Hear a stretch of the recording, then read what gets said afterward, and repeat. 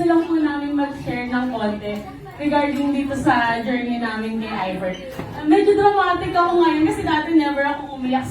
Pero naluluha ako ngayon kasi sumali po kami kay Ivor last December. Meron po akong PCOS. Since nalaman ko po yun ng 2018, tapos obese din po ako. So yung OB ko, sinabi talaga na nahihirapan po akong magbuntis.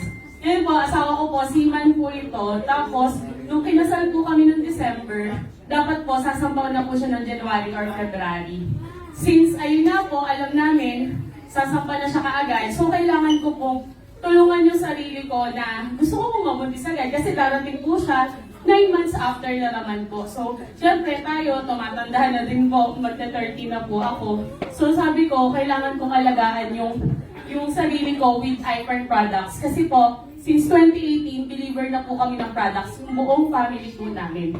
Kasi po yung ate ko po, natunaw po yung ovarian cyst niya ng Power Trio. As in Power Trio, parang po yun. Dapat po operahan siya, pero kasi takot siya magpa-opera. Ang ginawa po niya, nag-search po sa Facebook kung ano po yung kung saan po yung mga gamot na pwedeng pangtunaw. Then nakita po niya si Power Trio. So, yun po, believer na po kami. Tinry ko lang naman po.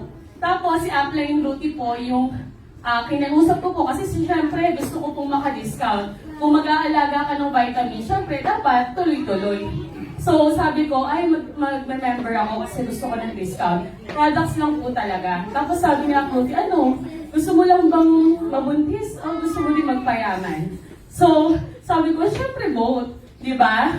Gusto din namin magpayaman. At ngayon nga po, hindi namin ina-expect na simula December, hindi pa rin po siya sumasamba. Hindi pa rin po siya. Hindi ako siya sumasamba sa work ko. Sa akin na. So, meron po yung ginawa ni Ivor.